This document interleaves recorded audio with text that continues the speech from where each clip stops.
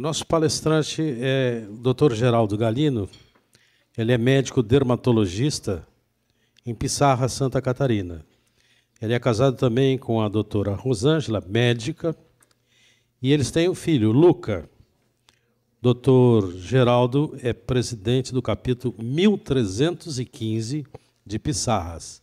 Vamos recebê-lo, então, com muito carinho nessa noite.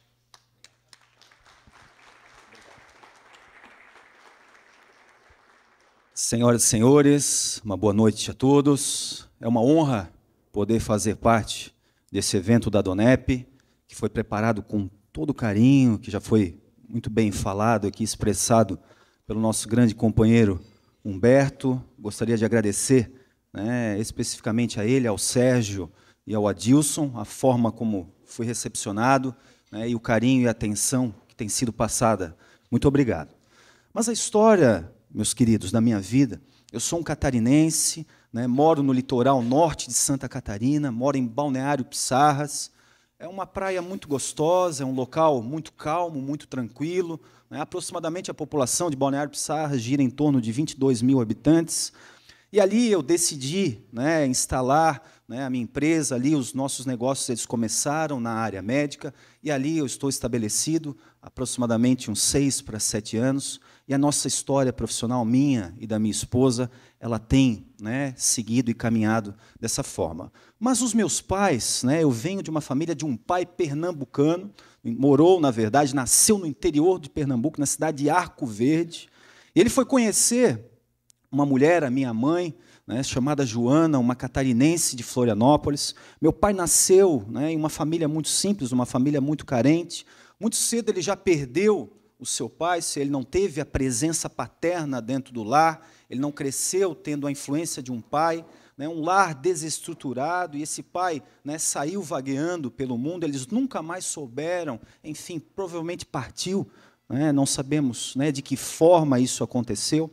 E ele me relata que, aos 15 para 16 anos de idade, ele tinha um desejo e ele foi estudar em um seminário para ser padre. Mas lá nesse seminário, ele, na verdade, decidiu que não era aquilo que ele desejava, não era aquilo que ele queria. Ele acabou fugindo do seminário, foi morar com um tio na cidade do Recife, e que esse tio trabalhava num banco, ele trabalhou muitos anos como office boy, e aí ele teve a oportunidade de concluir os seus estudos, se dedicou, fez alguns cursinhos e passou no vestibular de medicina na Universidade Federal do Pernambuco. Sempre foi um homem muito determinado, foi um homem que sempre passou princípios dentro do lar, dentro de casa, e ele, quando se formou, foi com um amigo para o estado do Rio Grande do Norte, para a cidade de Mossoró, passou por Natal, e lá em Mossoró ele se encontrou com a família da minha mãe, dos meus avós por parte de mãe, e lá ele se encantou por uma menina de 15 anos de idade. Ele já estava com 27 anos, formado, médico, e ficou apaixonado. Conheceu ela com a permissão dos pais, ele decidiu e saiu com uma mala do Recife, instalou-se aqui em Santa Catarina, trabalhou em todo o interior de Santa Catarina, e assim começou a história da família Galindo. Fruto desse relacionamento, então, nasceu a Caroline, que é a minha irmã mais velha, que é dermatologista também, trabalha na cidade de Itajaí, Santa Catarina. Eu sou o filho do meio e tenho um irmão mais novo, chamado Cristiano, que é cirurgião vascular também. Então, toda a nossa família é da área da saúde. Então, vocês imaginam, eu tenho uma cunhada que é médica também, ginecologista. Então, os assuntos, quando nós nos reunimos, é somente a área da saúde. Eu tenho um cunhado, coitado, que é engenheiro elétrico, mas ele hoje ele já está ficando especialista em fazer diagnósticos de lesões cutâneas. Ele já faz diagnóstico de psoríase, de dermatite de contato, principalmente com agentes irritativos no trabalho, na profissão. Então, o assunto é medicina. É um assunto que, quem conhece, eu acho que temos alguns colegas médicos aqui essa noite, faz parte do nosso dia a dia.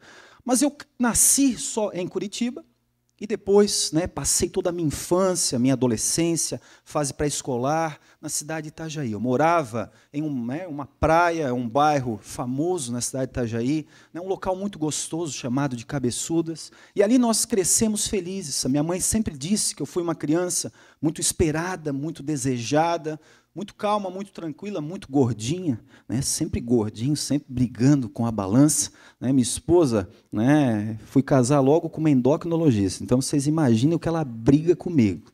Meu Deus! E às vezes ela diz assim, para de comer, tu vais explodir. Ela brinca comigo, né? Mas é para eu parar. Né? Então é aquela luta, desde novo, desde criança, adolescente, engorda, emagrece, enfim. E eu cresci muito feliz, eu sempre tive dentro do meu lar, dentro de casa, né, um pai e uma mãe que foram sempre grandes exemplos. A minha formação educacional, né, ela foi exemplar, eu sempre estudei em bons colégios, né, sempre tive grandes oportunidades, nós crescemos em uma casa muito linda, em um local muito grande. Eu nunca observei dentro de casa meu pai tratando a minha mãe de uma forma grosseira, ele agindo de forma leviana.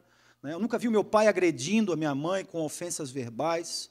Eu sempre presenciei dois grandes exemplos dentro de casa, um pai e uma mãe, que passaram e deixaram princípios, e isso ficou guardado. Mas as coisas a respeito de Deus, na minha infância, na minha vida, eram algo muito superficial. Né? Eu nunca vi o meu pai falando a respeito de Deus. A minha mãe, sim, tinha algumas manifestações, mas aquilo era muito especial, era algo a respeito de Jesus, a cruz, Deus. Mas eu cresci um adolescente feliz, me preparei, me dediquei, né, pude ter a oportunidade de, aos 16 anos de idade, estudar em Florianópolis. Foi a primeira vez que eu já, sozinho, morei, passei ali um ano me dedicando, estudando, sempre fui um bom aluno. E ali, por observar sempre dentro do lar, um pai que nunca reclamou da profissão, né, eu via aquele carinho com que ele tratava os pacientes, às vezes aos domingos, nós íamos almoçar e nós passávamos, antes do almoço, né, nos hospitais, ele passava para fazer as visitas nos seus pacientes, e eu via aquele carinho, aquele amor, por mais que muitas vezes, né, o meu pai dedicasse a sua vida, né, à profissão, e muitas vezes não estivesse presente conosco em momentos importantes, como até hoje ele dá plantão, ele está com 72 anos de idade, né, e eu vejo o amor que ele tem pela profissão. Ele trabalha conosco na minha clínica, e eu vejo que ele tem um prazer tão grande em acordar às 6h30 da manhã, estar operando com o meu irmão junto no centro cirúrgico. Eu vejo aquele amor que ele tem pela profissão, né, aquele desejo, isso sempre foi passado, eu vi aquele carinho. Tanto é que os 3 filhos decidiram seguir a área médica, então decidi, me estudei, me dediquei e passei para a medicina aos 17 anos e fui morar no interior de São Paulo. Na verdade, eu nunca tinha me afastado dos meus pais. Eu sempre fui um jovem muito carinhoso, eu sempre fui um jovem muito afetivo com os meus pais, principalmente com a minha mãe. Eu sempre tive uma ligação muito próxima. Né? A minha irmã até brinca comigo. Né? Esse final de semana de Páscoa, nós fomos conversar a respeito de um relacionamento familiar. E ela disse assim para mim, mas tu és o queridinho da mamãe. Aí eu fiquei brincando com ela, nós conversamos. Mas eu sempre fui assim, eu sempre fui muito carinhoso. Né? Eu sempre fui de abraçar a minha mãe, de beijar, de querer que ela estivesse próxima de mim.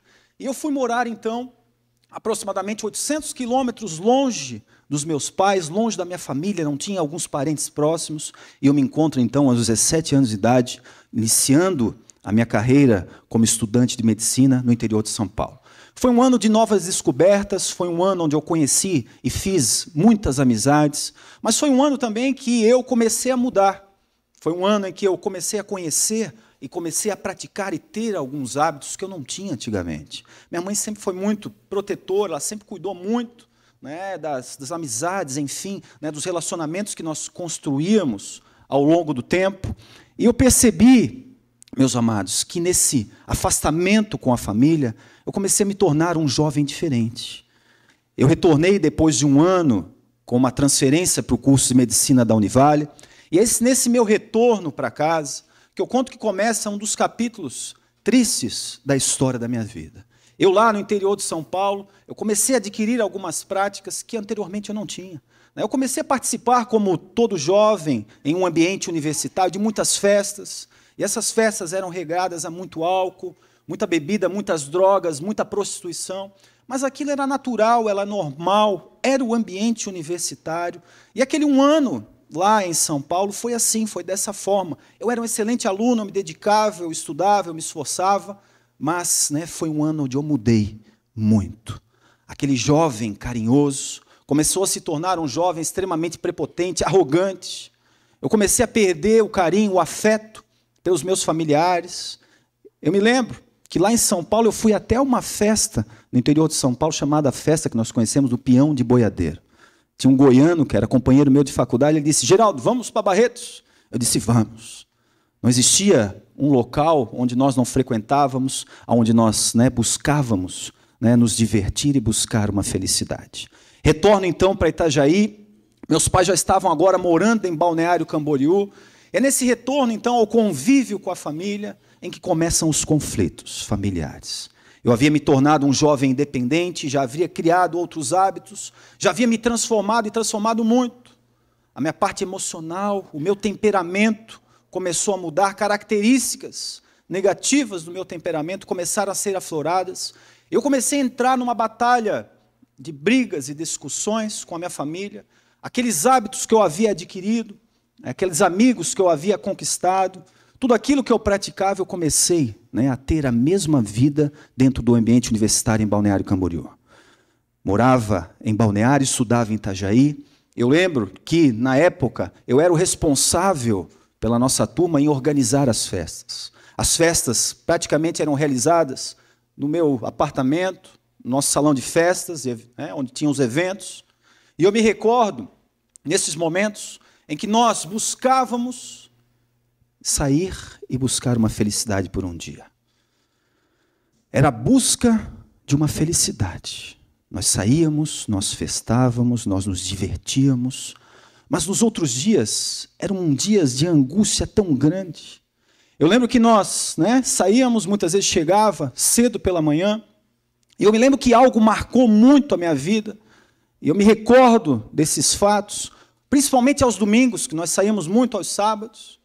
E aos domingos a minha família ia normalmente para Blumenau, os meus irmãos estudaram na FURB, e a minha mãe, logo cedo, batia na porta do meu quarto, eu chegava cedo, eu já trancava a porta, muitas vezes ali embriagado, alcoolizado, e a minha mãe batia lá na porta do meu quarto e me chamava: Dinho, vamos com os teus irmãos, vamos almoçar junto, vamos passar um momento importante em família. E eu lembro que eu ali, muitas vezes alcoolizado, muitas vezes ali com sintomas de alcoolismo, estava ali trancado, e eu falava para ela: não, vão vocês, eu quero ficar aqui sozinho. Eles iam, passavam o dia em Blumenau, almoçavam, eu levantava lá pelas 3, 4 horas da tarde, sozinho dentro do apartamento. Eu lembro que eu olhava, a noite ia chegando, eu olhava pela janela do apartamento, morava de frente para o mar em Balneário Camboriú. Tinha tudo, os meus pais proporcionavam tudo para que eu fosse feliz. Estavam investindo no meu sonho, nos meus projetos, nos meus ideais, dando todo carinho, toda atenção. Eu tinha tudo. Meu pai nunca disse um não para mim. Mas eu olhava, eu via a noite chegando, eu olhava aquela beleza, e me dava uma angústia tão grande. Era um desespero, era um vazio, que eu não entendia o que aquilo era. Eu lembro que eu ligava para os meus pais, eu dizia: pai, que horas vocês vão chegar em casa? Eu queria que a minha família estivesse próxima de mim. Eu sentia falta. Mas, ao mesmo tempo, quando eles chegavam em casa, eu me trancava. Eu ia lá, fechava a porta do quarto. Eu não mais almoçava com os meus pais. Eu não tinha mais prazer em almoçar com o meu pai, muitas vezes no hospital, nos restaurantes próximos. Não tinha o prazer de estar com a minha mãe, participando dos eventos familiares. O meu ciclo de amizades e o nosso único objetivo era esse, era a busca de uma felicidade por um dia. Mas essa felicidade eu não encontrava. Eu vivia cada vez mais infeliz. As pessoas olhavam para mim e achavam: Geraldo é a pessoa mais feliz do mundo. Sempre alegre, sempre sorridente, sempre organizando festas. Mas no fundo, no meu quarto, sozinho, eu sofria calado. Aquele homem que chorava passava a não mais chorar. Sentimentos começaram a tomar conta. Eu lembro que as épocas, os períodos de férias, era algo terrível. Porque eu não tinha mais os meus amigos próximos. Aqueles amigos que nós havíamos construído na faculdade. Eles iam cada um para os seus lares, com seus pais. E eu lembro que nesses períodos, eu começava a inverter o dia pela noite. Eu trocava o dia pela noite. Eu lembro que muitas vezes eu ficava na frente do computador, na internet, me alcoolizando, comprava alguma bebida alcoólica, E eu ficava ali me embriagando para que eu criasse coragem e saísse de casa e fosse buscar uma felicidade.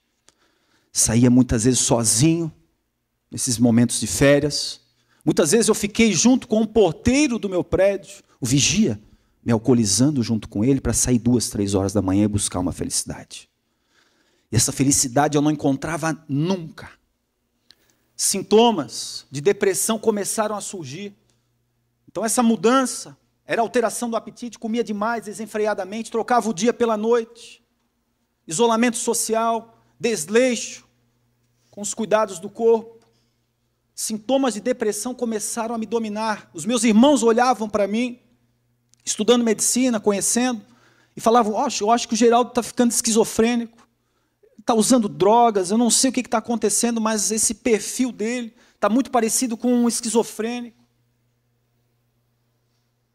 Meus queridos, chegaram momentos da minha vida em que eu subia, eu ia lá para a cobertura do prédio que nós morávamos, e eu ficava observando Balneário Camboriú lá de cima. Eu me lembro que nesses momentos de solidão, de tristeza, de angústia, eu pensei muitas vezes em me jogar e me atirar lá de cima e tirar a minha própria vida. Eram momentos de angústia e de dor que eu não entendia o que era aquilo.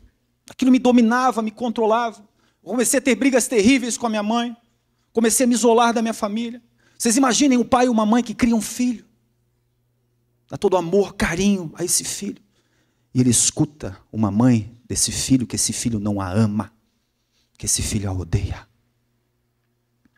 Muitas vezes eu disse isso à minha mãe, nos meus momentos de fúria, meus momentos de perda de controle, um desequilíbrio emocional que me dominava. Isso começou a me prejudicar, começou a atrapalhar os meus estudos. E chegou um momento em que a minha irmã ficou enferma, precisou fazer uma cirurgia e minha mãe foi acompanhá-la. E eu pensei, é a oportunidade que eu tenho. Eu conheci, durante a faculdade, a minha esposa, a Rosângela. Eu observava na Rosângela algo diferente. Nós começamos a estudar juntos. Nós fazíamos trabalho juntos. Começamos a construir uma amizade. Ela no curso de medicina também. E quando eu vi e nós observamos, nós começamos um relacionamento, começamos a namorar. E eu aproveitei uma situação que eu criava dentro de casa, que eu estava criando dentro do meu ambiente familiar, e eu pensei, olha, se eu sair de casa, está tudo resolvido. Os meus problemas vão terminar, meus pais não vão mais me controlar, vão me sustentar, mas eu vou ter, né, a minha liberdade. Eu aproveitei essa situação de enfermidade e eu saí de casa. Fiz a minha malinha e fui morar em Itajaí com a Rosângela, próxima à universidade. No início, de uma forma errada, esse relacionamento começou, mas uma paixão, um amor, um carinho muito grande. Éramos jovens, tínhamos muita saúde, muito amor demonstrado um pelo outro. Mas quando esse relacionamento começa a crescer, os meses começam a passar e os anos começam a surgir, a Rosângela começou a perceber que eu era um homem totalmente doente. Doente por ciúmes. Eu era um homem que eu dominava a Rosângela e eu achava que a minha esposa era uma propriedade minha. Eu afastava ela dos familiares. Eu não podia ver a minha sogra perto dela. Eu não podia ver o meu cunhado próximo a ela. Eu afastava ela dos familiares. Mas isso não era nada. Se nós fôssemos a um shopping, a um evento, a um teatro, se nós fôssemos a um restaurante almoçar, o meu ciúme era tão grande, era algo que me controlava e me dominava de uma forma tão intensa, que quando eu chegava em um ambiente como esse, se eu chegasse, há alguns anos atrás, com a Rosângela, eu era tão doente que eu saía correndo na frente, o meu radar, a minha visão era tão apurada e tão aguçada, que eu já observava e eu já via, e eu já focava onde tinha ali os homens mais bonitos. Era um radar, que tem um bem boa pinta aqui. Aí eu já ia olhar ele, eu já ia aqui, eu ia fugir para cá, eu ia pegar uma mesa aqui escondida, aqui, eu ia botar a Rosângela sentada aqui, nessa posição, e eu ia ficar aqui, virado, controlando todo o ambiente. É engraçado, pessoal, mas isso me dominava. Dominava a minha mente, o meu pensamento. Era algo doentio que me controlava. Cada vez mais as brigas aumentavam.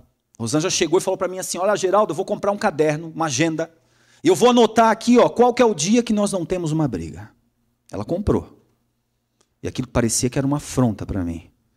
E todos os dias eram dias de brigas, discussões, desentendimentos. Eu a ofendia, eu a magoava. E muitas vezes nós chegamos a nos agredir fisicamente e mutuamente. Era algo horrível. O sofrimento, a dor, a angústia dela era tão grande que ela só sofria. Nós só brigávamos. Que ela pensou, olha, eu acho que a única forma desse relacionamento terminar, depois de tantas vezes que ela tentou terminar comigo, é o Geraldo indo embora de casa, ele indo para outro local. Eu lembro que eu era recém-formado, trabalhava em um posto de saúde, lá na cidade de Barra Velha, em um bairro central. E eu cheguei para a secretária de saúde e disse, eu estou indo embora. Amanhã eu vou para Curitiba, eu vou começar minha residência médica lá. Eu morava com a sogra, recém-formado, Rosângela fazia alguns plantões na cidade de Itajaí, Balneário Camboriú. E eu levantei naquela segunda-feira, minha sogra fez um belo do café da manhã para mim. Eu achava que tudo era conspiração. Acendi um cigarro, eu fumava muito. E eu olhei para minha sogra e eu disse assim, eu não vou mais para Curitiba. Quando a Rosângela soube disso, foi um desespero. Os meus familiares, as pessoas que esperavam tudo aquilo, os meus pais que depositaram toda aquela confiança em mim, eu disse, eu não quero. Voltei, fui até a secretária de saúde, eu quero o meu posto de saúde lá. Quero continuar aqui. E continuamos a nossa vida. As brigas começaram, aumentaram de intensidade, não tínhamos momentos de paz e felicidade. Diante de tanta briga, tanta discussão, a Rosângela foi procurar um grande homem de Deus, amigo nosso, e ela foi falar com esse casal de amigos, e ela pediu ajuda para se separar de mim. Ela não queria mais ficar comigo. Ela chegou para o grande homem de Deus e disse assim, eu quero a ajuda de vocês. Não tem mais jeito, não tem mais solução, eu não suporto mais esse homem. Esse homem, meus queridos, ele foi tão sábio, ele usou de uma sabedoria tão grande. Ele olhou para Rosângela e ele disse assim, Rosângela, se essa é a tua vontade, tudo bem. Mas primeiro nós vamos fazer algo. Eu e você, e Deus, nós vamos fazer aqui um propósito, um voto, nós. E todos os dias, durante 30 dias, você da sua forma na sua casa. E eu também, nós vamos apresentar essa situação diante de Deus. E se for a vontade dele, seja feita a vontade do Senhor. Mas, se você quer entrar, 3 coisas podem acontecer. Ou Deus afasta esse homem da tua vida, ou Deus leva ele, ou Deus transforma ele.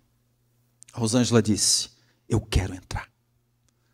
Ela começou, meus queridos, esse voto, essa conversa com Deus, e ela não me contou nada. Mas eu me recordo dos momentos em que ela se trancava no quarto, e eu ficava lá na televisão.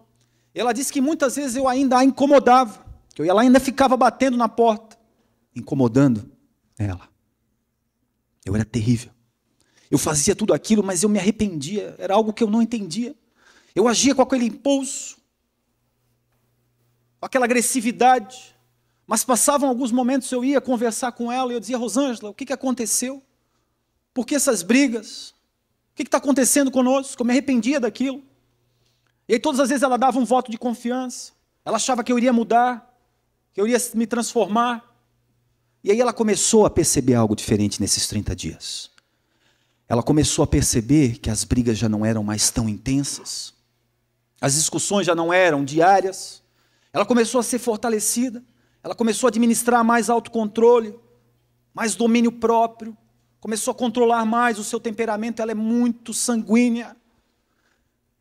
Ela é descendente de italianos, uma loira alta.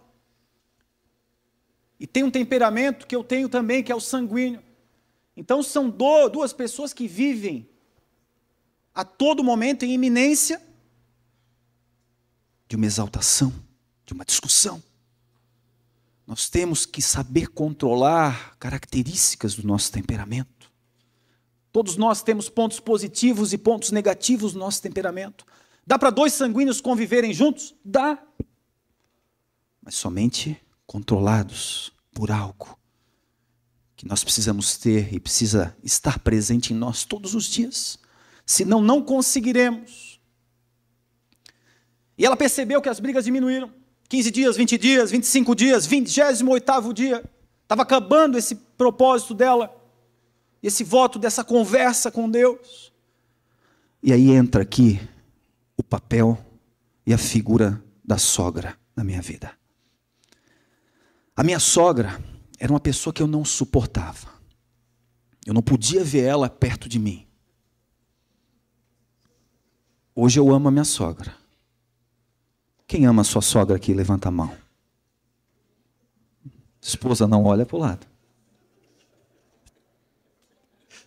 Eu amo. Deus colocou esse amor dentro do meu coração. Mas eu não a suportava.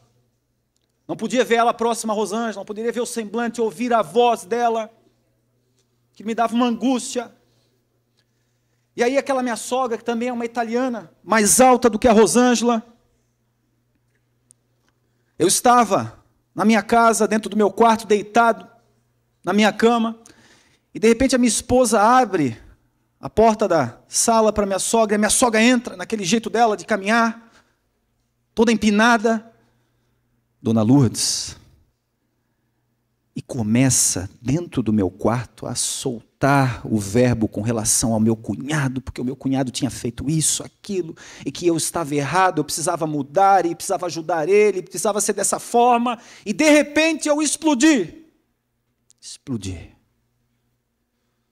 Comecei a lançar palavras horríveis em direção a ela. Todos os nomes mais horríveis que vocês possam imaginar, eu comecei a lançar. E ela também em direção a mim, algo terrível, um vexame. As pessoas, nós morávamos em um apartamento em Barra Velha, os vizinhos ouvindo tudo aquilo, um escândalo.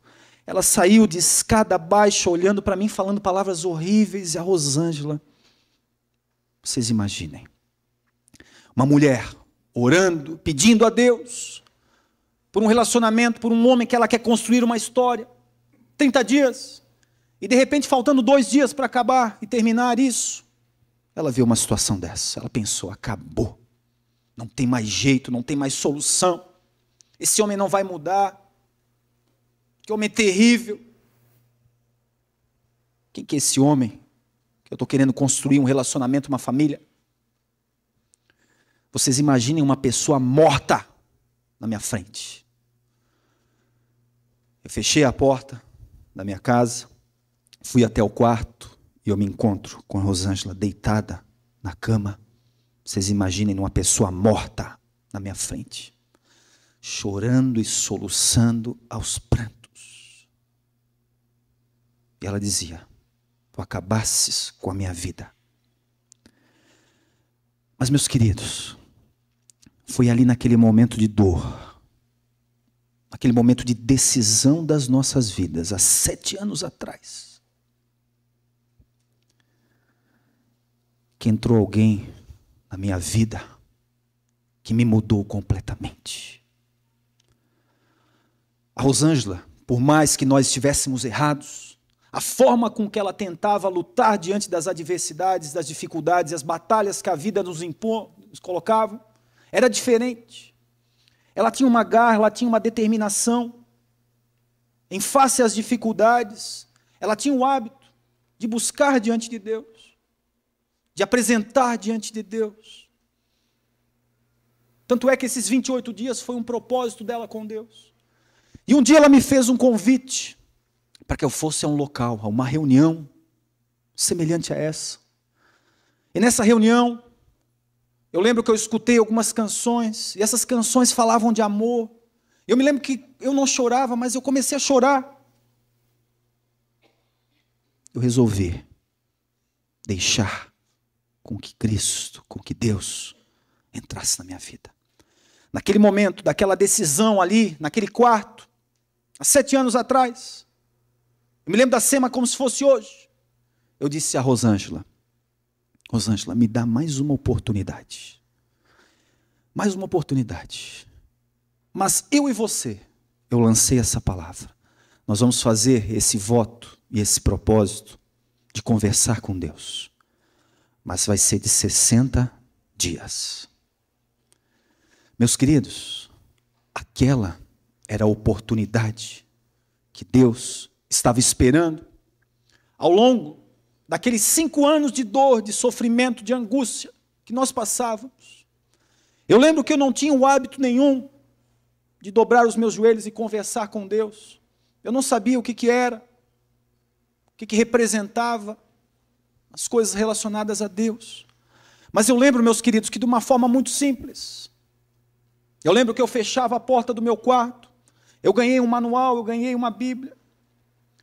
E essa Bíblia teve um grande amigo meu que disse assim: Geraldo, tu pega lá nesse manual, tem lá um chamado assim, ó, Provérbios. E tu pega e lê um desses por dia. E Deus vai mudar a tua vida. Eu me lembro que eu abria aquela Bíblia. E eu chorava, chorava, chorava e chorava. Eu comecei a conversar com Deus, meus queridos. Prestem bem atenção aqui essa noite. E apresentar a Deus coisas que só eu e Ele sabíamos da história da minha vida. Desde quando eu tinha consciência dos meus atos, das minhas atitudes. Comecei a clamar e pedir pelo perdão. Aquele Geraldo, amargurado, prepotente, um coração duro. Comecei a pedir para que Deus sondasse e arrancasse tudo aquilo, que eu não queria ser assim. E eu me lembro que eu chorava copiosamente. Eu lembro que eu saía com a Rosângela, nós íamos a algumas reuniões, como essa, e quando era cantada uma canção que falasse algo a respeito de amor, eu olhava para ela, e eu dizia assim: Rosângela, me perdoa. Rosângela, me perdoa. Rosângela, me perdoa. Ela olhava para mim, ela me sacudia, ela dizia assim: Geraldo, para de me pedir perdão, eu já te perdoei. Mas, meus queridos, era tão grande a dor de tudo aquilo que eu tinha praticado, de todas as ofensas que durante anos eu fiz com que ela sofresse, que aquilo doía profundamente na minha alma. Não foi fácil, não foi simples assim não, de um dia para a noite. Mas, meus queridos, todos os dias foram dias que Deus me colocou diante de cada pessoa que eu precisava pedir o perdão. Eu pedi para Deus: Deus, me dá um coração perdoador. Deus, não deixa com que eu guarde esse lixo emocional dentro do meu coração, na minha mente. Isso está me destruindo. Isso pode gerar um câncer na nossa alma. Quando nós não liberamos o perdão, nós cortamos qualquer possibilidade de convivência, de construir relacionamentos. É impossível nós vivermos hoje em sociedade, no casamento, no relacionamento entre pais e filhos, se não existir a arte do perdão. Perdoar não é um sentimento que eu senti no meu coração, eu quero perdoar, não, é uma decisão, eu preciso, eu necessito construir uma ponte para fortalecer todos os meus relacionamentos. Eu precisava cortar um ciclo de ódio, de culpa, de dor que existia dentro do meu coração. E aquilo que fez com que eu cortasse tudo isso foi eu administrar o perdão na minha vida. Eu lembro que a primeira pessoa que eu procurei foi a minha mãe. A minha mãe hoje, ela olha para mim, ela tem um prazer tão grande de estar próximo a mim. Eu sou o único filho que não ficou morando em Balneário Camboriú. Estou próximo. Mas quase todo final de semana ela quer estar lá em casa, ela quer estar próxima de mim. Nós reconstruímos o amor entre mãe e filho. Eu cheguei para minha mãe e eu disse: mãe, tu conheces aquele Geraldo que fez o que fez contigo durante tantos anos? Mãe, esse Geraldo mudou. Deus mudou e curou meu coração, mãe. Eu vim aqui para te pedir perdão. Eu quero dizer que eu te amo. Eu quero dizer que tudo aquilo que eu disse para ti durante anos não é verdade. Que eu te amo. Hoje, a minha mãe, quando acontece algo, ela é a primeira a me ligar: Dinho, estamos passando por meses com votos com Deus, até o momento que nós casamos diante do altar, diante onde um ministro de Deus celebrou a sua bênção, a bênção de Deus sobre a nossa vida. Meus queridos, foi o momento mais importante da história da minha vida com a Rosângela. Aquele ali foi o marco que fez com que hoje nós estivéssemos tendo a oportunidade de receber tudo aquilo que nós desejávamos e queríamos, e tínhamos de sonhos, de conquistas profissionais, conquistas pessoais, família, filho, mediante aquele ato sincero e verdadeiro que foi praticado. Eu precisava procurar muito mais pessoas. Todas as pessoas que eu tive a oportunidade de procurar e que Deus colocou diante de mim, eu pedi o perdão. Eu lembro que tinha um médico lá em Barra Velha, Dr. Jorge Borghetti, eu falo isso hoje, o nome dele, não tem problema. E eu lembro que aconteceu uma situação, um desentendimento na cidade, e nós nos encontrávamos numa cidade pequena, a todo momento, principalmente, poderíamos fazer os movimentos bancários. E eu encontrava ele, eu via ele na fila, ele virava o rosto para mim, eu virava o rosto para ele, algo terrível. Dois profissionais que conversavam, tinham um bom relacionamento. E aquele ódio, aquela vingança começou a surgir, tanto no coração dele como no meu. E de repente, em um dia eu estava em um terminal de atendimento bancário, eu olho na fila, estava o Dr. Jorge. Claramente, meus queridos, não uma voz que veio ao meu ouvido e disse: Geraldo, vai lá e pede perdão. Mas eu fui movido por uma vontade, um desejo, impulsionado por Deus, aí pedi perdão para aquele homem. Eu cheguei, bati nas costas dele, disse assim: Doutor Jorge, o senhor lembra daquilo que aconteceu alguns anos atrás? O senhor lembra daqueles episódios que mancharam a nossa boa convivência? Pois bem, doutor Jorge, eu quero pedir perdão para o senhor por aquilo que eu fiz. Vocês sabem qual que foi a reação daquele homem? Aquele homem me abraçou e me deu um beijo no rosto. O impacto de uma palavra de perdão. Semanas depois ele participava de algumas reuniões como essa, tendo a oportunidade de conhecer. Deus o preparou, o fortaleceu. Ficou nosso companheiro, participando de alguns eventos. A sua filha suicidou-se depois de um tempo. Mas tivemos a oportunidade de construir relacionamentos. O perdão faz isso, meu amado. Não guarde esse lixo dentro do teu coração, por favor. Perdoe. Perdoe. Perdoe. Quer ser feliz? Arranque esse lixo emocional. Hoje, os pesquisadores, nós sabemos que várias causas de câncer têm a sua origem indeterminada, é idiopático.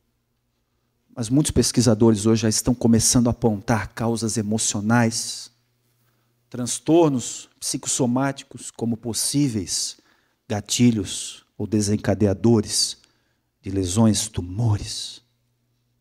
Isso é muito sério. Em um hospital europeu, um trabalhador da área da saúde afirmou em alto e bom som, onde ele trabalhava com doentes psiquiátricos, pessoas que viviam ali em depressão, transtornos de ansiedade, crise de pânico, que se mais da metade daqueles pacientes ali, eles poderiam ter alta numa segunda-feira, se no domingo eles administrassem o perdão nas suas vidas. O impacto do perdão. Não foi fácil, meus amados. A última pessoa que eu pedi perdão, vocês imaginem que foi quem? Foi a sogra. Meu Deus. Estava difícil. Mas durante esses 60 dias, eu fui esmagado. Fui trabalhado. Eu fui moldado. Sofri muito durante esses 60 dias, mas foi um sofrimento que estava gerando em mim um crescimento, um amadurecimento, um fortalecimento, como que Deus provando aquilo que estava no meu coração, para ver se aquilo era sincero ou não. Eu deixava a Rosângela na casa da minha sogra e eu ia dar uma volta. Rosângela me ligava, pode vir me buscar. Isso se repetiu algumas vezes durante esses 60 dias. Eu não conseguia pedir o perdão à minha sogra.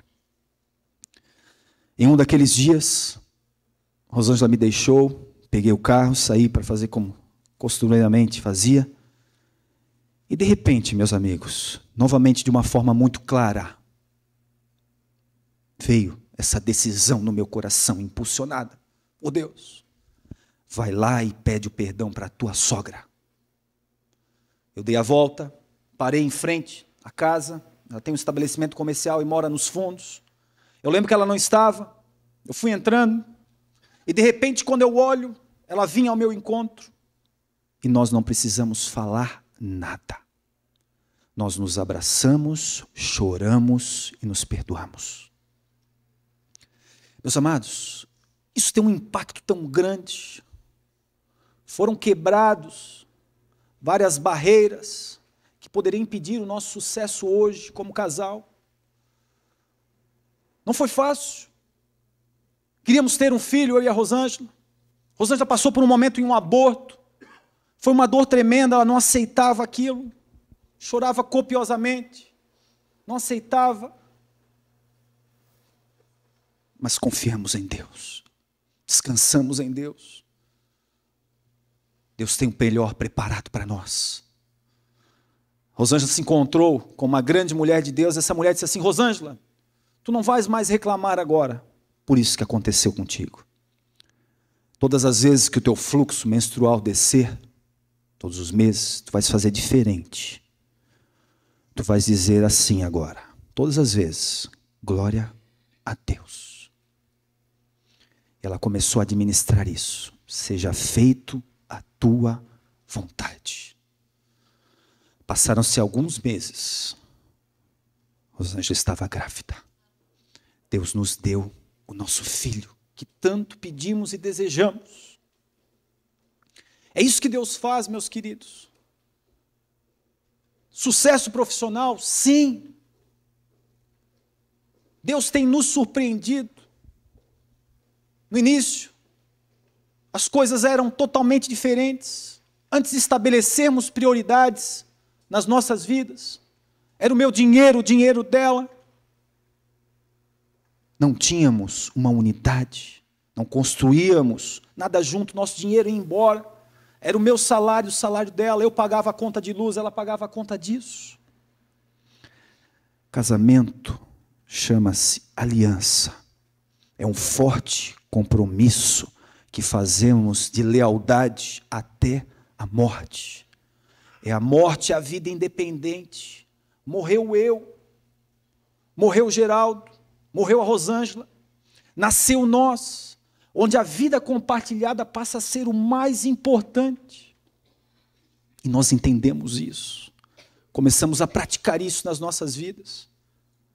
Deus foi concedendo e colocando diante dos nossos olhos, meus queridos, todos os dias, grandes oportunidades. Deus deu aquilo que mais desejávamos. Hoje trabalhamos em um local, queríamos comprar um terreno, saímos para buscar um local para construir a nossa clínica. E eu lembro que conversamos, eu e a Rosângela estava ainda angustiada e disse: Geraldo, vamos dar mais uma volta, eu acho que estou meio insegura, eu acho que não vai dar certo essa compra, não sei, está acontecendo algo. Nós saímos, passeamos por Balneário Pissarras, passamos em uma rua principal, retornamos por um acesso secundário. Ali era uma estrada ainda de paralelepípedo com trechos de barro, e tinha ali uma casa, um terreno muito grande, escrito Vendes. Rosângela, com fé, olhou e disse: liga. Eu disse: não, mas isso aqui é muito caro, muito grande. As nossas mulheres, homens, prestem bem atenção. Elas têm uma qualidade tão grande. Elas são o nosso radar. Nós somos o líder, muitas vezes nós executamos a decisão. Mas elas têm uma capacidade, uma habilidade que Deus deu a elas, que é essa visão. E elas conseguem muitas vezes captar. São muito mais sensíveis a tudo isso. Ligamos, era de um médico de Joinville, Dr. Laírton, pediatra. A Rosângela disse assim para mim: pede desconto. Não pede desconto, ela disse. Ele não vai vender. Eu disse, não, mas vou chorar. Não, ela disse, não pede desconto. Eu não pedi. Ele aceitou a proposta, Deus nos deu. Passaram-se 6 meses. Aquele acesso secundário, que era ainda calçamento e pedaço de barro, vira a avenida principal de Balneário Pissarras e virou o coração central comercial de Balneário Pissarras. É isso que Deus faz. O coração do homem propõe os seus caminhos. Nós desejamos muitas coisas, mas quem dirige os nossos passos é Deus. Sucesso profissional, conquistas, Deus nos deu.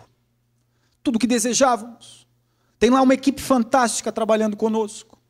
14 profissionais médicos, nutricionistas, psicólogos, fisioterapeutas. Você já teve que ficar lá hoje, porque amanhã vem uma equipe de São Paulo fazer cirurgias oftalmológicas. Deus tem nos abençoado muito. Mas, meus amados, não é isso que nós devemos procurar. Hoje em dia, quantas pressões, expectativas, exigências, compromissos que nós temos todos os dias. Parece que todos querem algo de nós. Família, emprego, amigos, igreja, associações. E muitas vezes nós estamos nessa correria da vida e nós julgamos aquilo que achamos ser imediato, resolvemos, necessário ou urgente. E muitas vezes nós estamos sem tempo e energia e nós perdemos a capacidade de entender aquilo que verdadeiramente é uma prioridade para nós. Mas isso não é uma falta de uma capacidade minha e sua de organizar as nossas agendas, não. Ou a demanda de volume de compromissos que temos. Mas sim em nós estabelecermos valores. Aquilo que é verdadeiramente mais importante para nós. Muitas vezes nós dizemos que Deus ocupa o primeiro lugar nas nossas vidas. Mas muitas vezes nós relegamos Ele a posições menos importantes em nossa lista de prioridades. Somos falhos, cheios de erros. Mas precisamos voltar um pouco mais a nossa visão, meu amado, para aquilo que nós não estamos vendo aqui hoje, nesse momento que é palpável e visível. Isso que é palpável e visível vai passar, vai ficar. Mas aquilo que nós não vemos hoje, não contemplamos com os nossos olhos físicos, isso sim é eterno, vai ficar para a eternidade. Hoje eu tenho paz, hoje aquela angústia que eu sentia quando eu olhava na janela do apartamento e a noite chegava, hoje eu deito, eu descanso, eu durmo em paz, porque eu sei que o controle emocional da minha vida está nas mãos de Deus, porque eu sei que o controle das minhas finanças está nas mãos de Deus, porque eu sei que o controle do meu casamento, do meu filho, está nas mãos de Deus. E isso é a verdadeira prosperidade, meu amigo, minha amiga. Prosperidade não quer dizer riqueza, conquistas pessoais, profissionais, fortuna. A verdadeira prosperidade é o equilíbrio em todas as áreas. É um equilíbrio no casamento, é um equilíbrio na saúde dos filhos, é o equilíbrio nas finanças. Isso é a verdadeira prosperidade que só Deus pode nos dar. Eu gostaria de te convidar para se colocar de pé nesse momento, meu querido. Eloy.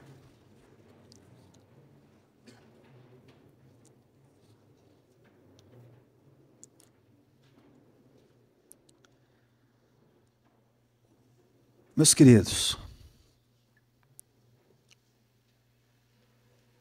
essa noite eu tenho certeza de uma coisa. É um testemunho que é simples. Mas se a minha esposa lá estivesse aqui ao meu lado agora, ela ia estar aqui, olhando para vocês e dizendo assim: olha, é muito simples isso que o Geraldo contou, mas é verdadeiro. Diante de Deus, eu afirmo para vocês que tudo isso que eu contei para vocês é a verdade. Nós não fazemos isso para conquista pessoal, para enriquecimento. Não é esse o objetivo da Donep. Eu vim aqui, meu amado, essa noite, para poder te ajudar em algo. Para que o Espírito Santo de Deus possa ter falado algo ao teu coração aqui essa noite. Eu tenho certeza que em alguma área da tua vida, da mesma forma como eu vivi, Deus possa ter falado contigo aqui essa noite também. Entenda uma coisa, aqui essa noite, tudo isso vai passar. Em breve, muito breve. A Bíblia diz que é num abrir e piscar de olhos. Isso gera 0,00 milésimos de segundo. Tudo isso aqui vai passar. E nós precisamos estar preparados para subir com o Senhor, estar com Ele, onde não vai mais existir dor, não vai mais existir angústia, não vai mais existir esse sentimento que você possa estar sentindo hoje aqui, essa noite, um aperto no peito. E nós vamos todos juntos agora, nesse momento, fazer uma oração. Eu gostaria que você fechasse os teus olhos, eu gostaria que você colocasse a mão no peito e repetisse comigo, em um só som, meu amigo, essas frases, essa oração. Senhor Jesus, esta noite, eu me arrependo dos meus erros, dos meus pecados, das minhas falhas. Senhor Jesus, essa noite, eu te peço que tu mudes o meu coração, a minha mente, o meu pensamento. Tudo que tenho, Senhor, é teu. Cobre-me, Senhor, com o teu sangue. Senhor, neste momento, eu repreendo todo mal que foi lançado sobre a minha vida, Senhor, com o meu consentimento ou sem o meu consentimento. Senhor, esta noite eu posso afirmar que os meus olhos, que os meus pensamentos, que tudo que tenho, Senhor, é teu. Senhor, esta noite eu te aceito como único, verdadeiro e suficiente Salvador. Amém. Eu gostaria de perguntar para você, que veio aqui essa noite, que ouviu essa mensagem, que fez a oração, essa oração, pela primeira vez, que você levantasse a sua mão, nesse momento. Você que fez a primeira vez essa oração, levante a sua mão bem alto, por favor. Eu gostaria que vocês que levantaram a mão, que viessem aqui à frente, por favor, que nós temos um presente para dar para vocês. Vocês que levantaram as suas mãos, que fizeram essa oração pela primeira vez, venham à frente, por favor. E eu te convido também, meu amigo. Os oficiais da Donep vão dar um abraço em você e vão dar um presente da Donep para vocês. Pode vir à frente. Eloy, pode soltar um pouquinho, bem baixinho, por favor? E eu queria fazer mais um convite enquanto os oficiais. Pode vir à frente, eles vão dar um abraço em você, vão dar um presente da Donep para vocês, que vocês ficassem aqui na frente, formando uma meia-lua. Por favor, permaneçam aqui. Eu gostaria de fazer mais um convite para você, meu amigo. Você que tem lutado, tem buscado e deseja uma oração especial aqui essa noite, por algo que você tem enfrentado, uma dificuldade, que você também viesse à frente aqui. Nós vamos orar por você. E as coisas vão mudar. Pode vir à frente, fica à vontade.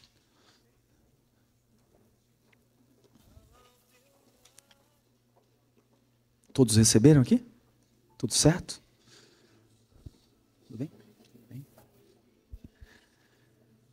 Meus queridos, vocês que estão aí, levante a tua mão para cá, por favor, em direção a essas pessoas. Nós vamos fazer uma oração a Deus nesse momento. Nós vamos pedir. Senhor Jesus, essa noite, Pai, nós estamos aqui, nesse evento que foi preparado por Ti, Senhor.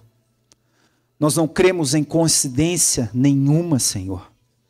Tudo isso aqui foi preparado por Ti, Senhor, e as pessoas que Tu querias que estivessem aqui estão aqui presentes, Senhor. Aqui à frente estão algumas pessoas que fizeram pela primeira vez essa oração, Senhor. Eu te peço, ó Espírito Santo, que a partir de hoje, Senhor, eles possam contemplar um novo viver nas suas vidas. Deus, se as suas vidas estavam caminhando bem, Senhor, que elas possam caminhar melhor. Mas se alguma barreira, alguma dificuldade eles estavam enfrentando, que a partir de hoje, Senhor, seja um novo viver. Cobre eles com Teu sangue, Senhor. Dá toda a visão, todo o discernimento, ó Pai, daquilo que são as coisas espirituais. Fortalece, Senhor, casamentos aqui essa noite. Fortalece a unidade entre o esposo e a esposa, Senhor. Que ninguém saia daqui, Senhor, sem conversar, sem praticar o perdão. Mas é o que eu te peço, Senhor, humildemente, em nome de Jesus, sobre essas vidas. Amém, Senhor.